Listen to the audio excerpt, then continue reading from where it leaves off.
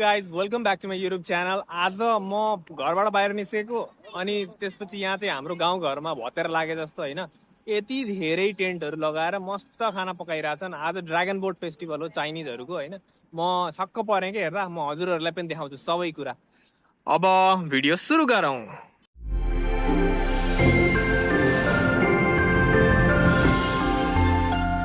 यो चाहिँ अब बाहिर भयो होइन, हाइवे नजिकै खाना खाने ठाउँहरू, रेस्टुरेन्टहरू होइन, थुप्रै क्याफेहरू, मासु पसल सबै छ यहाँ। अनि यहाँबाट भित्र चाहिँ जुन देख्नु भएको छ त्यो रेसिडेन्सियल एरिया। हामी अब भित्र जान्छौँ है त। ल हेर्नु, सबैले यस्तो मस्त पकाइरहेछन्, भतेरै लाग्छ। अब रेसिडेन्सियल एरिया यहाँ सबैको घर एउटै प्रकारको हुन्छ क्या। अनि यहाँ चाहिँ मस्त खाना पकाएर बसिरहेछन्। हाम्रो नेपालमा गाउँघरमा पकाएर बस्छन् नि हो, त्यस्तै पकाइरहेछन्। हामी अब अगाडि जाउँ है त। मस्त यस्तो टेबलहरू राखेको छ यिनीहरूले। अनि टेबलहरूमा चाहिँ राउन्ड टेबलमा चाहिँ भाँडाकुँडाहरू राखेको छ। यहाँ भाँडा धोएर टक्क सफा गरेर राखेका छन् यिनीहरूले होइन। भाँडा पनि कस्तो सफा यस्तो खाले होइन, चाइनिज कल्चरको के यस्तो खाले छ। अनि त्यसपछि यहाँ फ्रुट्सहरू काट्दैछन्। मस्तको यो अङ्कलले त खाइ पनि रहेछन्, फ्रुट्स काटेर होइन राखिरहेछन्।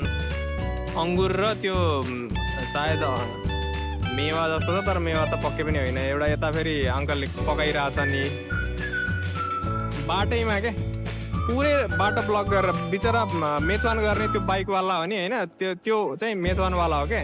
उसले चाहिँ खाना अर्डर गरेर घर घर लिएर जाने हो। अब उसलाई समस्या भइरहेछ क्या सबभन्दा, किनभने अब यहाँबाट भित्र छिर्न मिलेन, मान्छे पनि हिँडिरहेछन्, समस्या छ। अब हेर्नु यो उहीँसम्म छ क्या। मैले हजुरलाई धेरै छ, सबै देखाउँछु।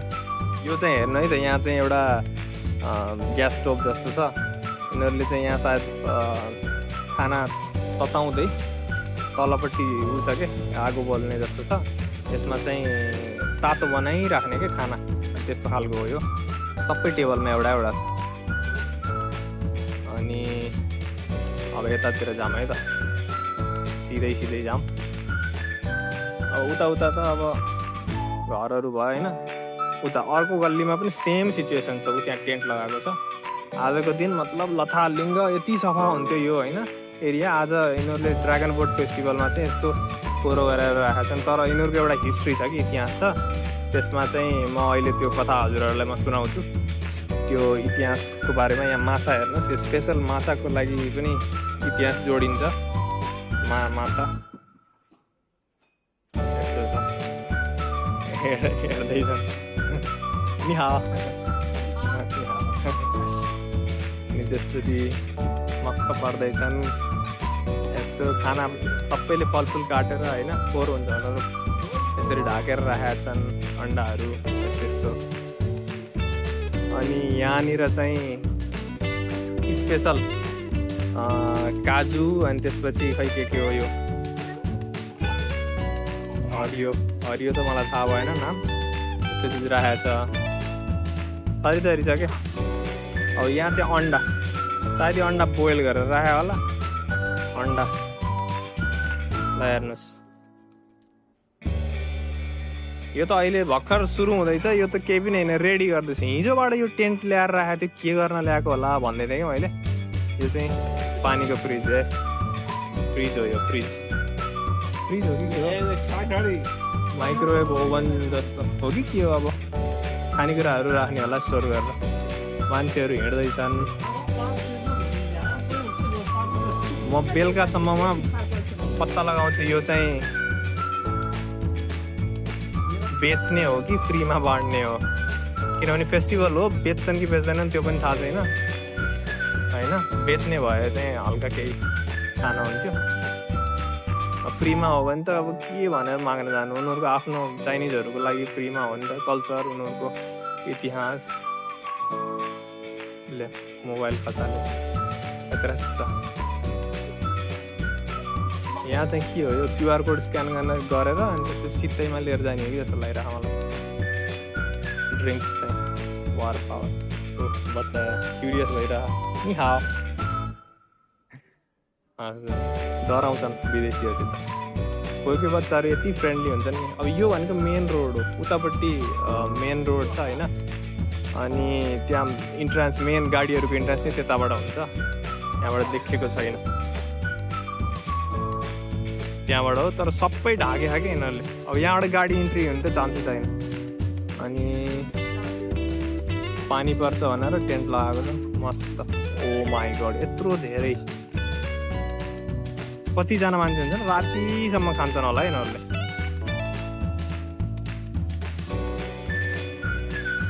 सही रमाइलो छ। यो त म एक देखाउँछु अहिले। र यो अब अन्तिममा आइसकेँ म। यहाँ चाहिँ खरबुजा काटेर राखेर मस्त होइन यिनीहरूले सफा बनाएर राखेको छ। अब बाइकहरूलाई जाने बाटो त छैन, लिएर आइराखन्। चोङ्जा भन्छ कि यो जुन अगाडि छ नि, यसलाई चाहिँ चोङ्जा भन्छ। यो हेर्नु है त, मैले तपाईँलाई देखाउँछु। यो भनेको एउटा पातभित्र भातलाई चाहिँ ऱ्याप गरेर राखेको हुन्छ। अनि यो चाहिँ इतिहाससँग जोडिएको छ। म यो कथा एकैछिनमा म हजुरलाई बसेर मजाले भन्छु।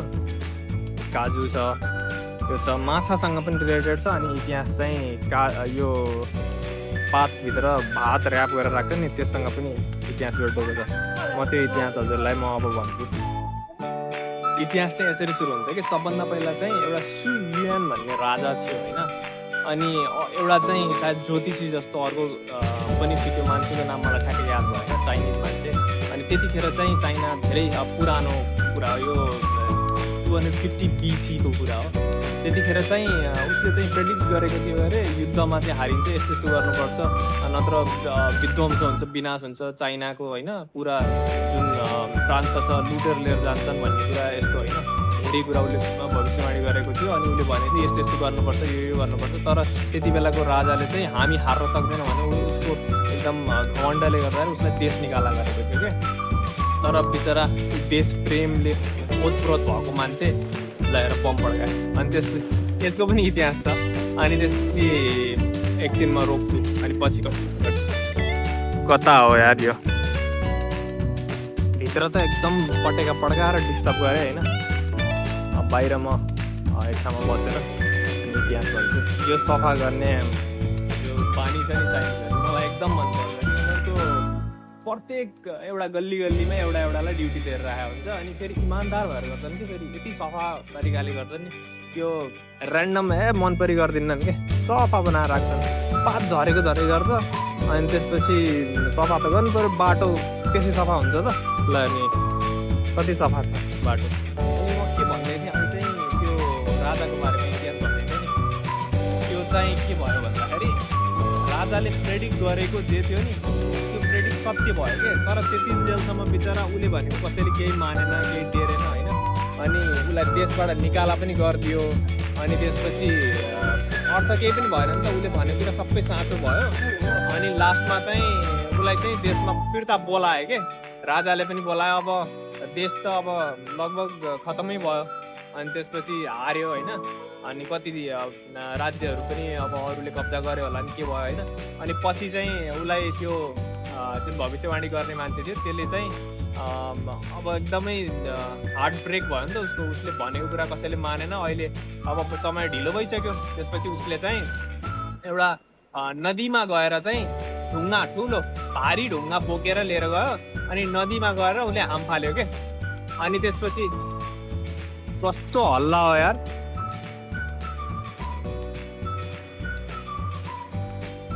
के खालको बस हो यो। यस्तो बस त मैले कहिले पनि देखेको थिएन। लास्टै नोइजी बस छ यार। ठिकै छ, अब हामी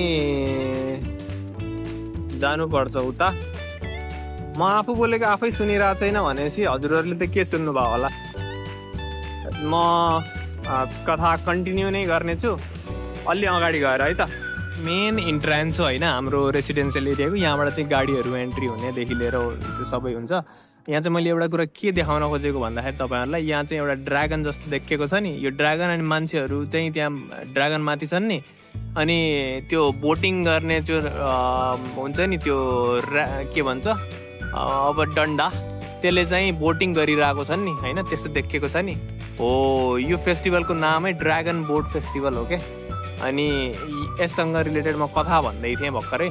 मेरो कथा कहाँ पुग्यो भन्दाखेरि यो भविष्यवाणी गर्नेलाई उनीहरूले फिर्ता त बोलाए, तर उसको चाहिँ दिल टुटिसकेको थियो, किनभने देश त छिद्रा छिद्रा भइसकेको थियो। अनि त्यसपछि उसले चाहिँ के भन्छ, जे उसले चाहेको थियो त्यो त भएन नि त। अनि त्यसपछि त्यो नभइसकेपछि चाहिँ उसले चाहिँ अब आत्महत्या बाहेक मेरो अरू केही विकल्प छैन भनेर भारी ढुङ्गा लिएर गएर नदीमा गएर हाम फाल्छ क्या।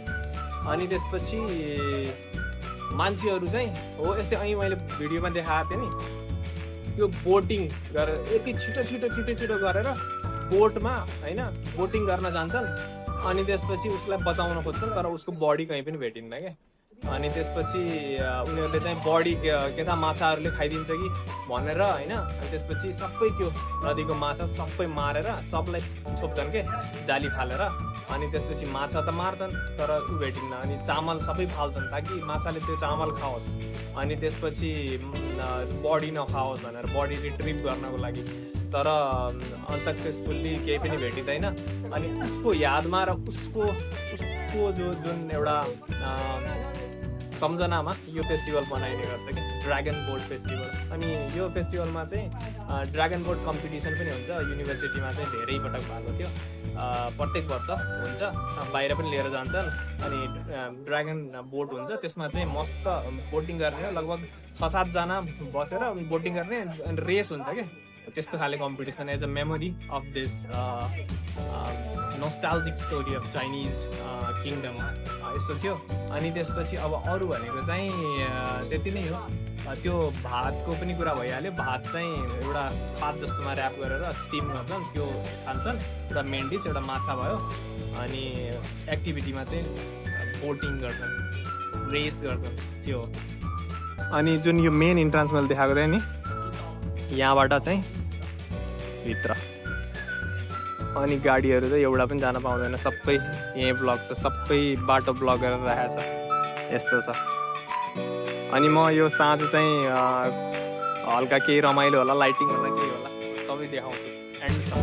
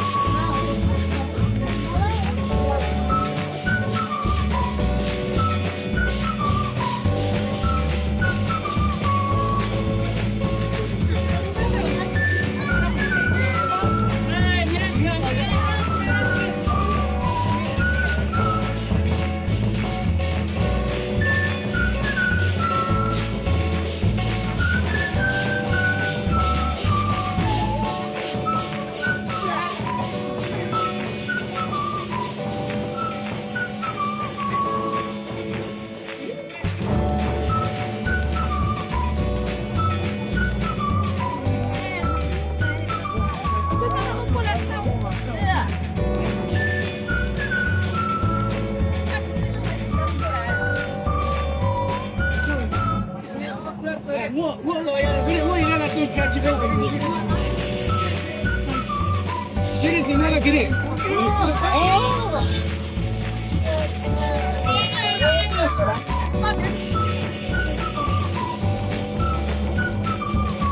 就54个地方。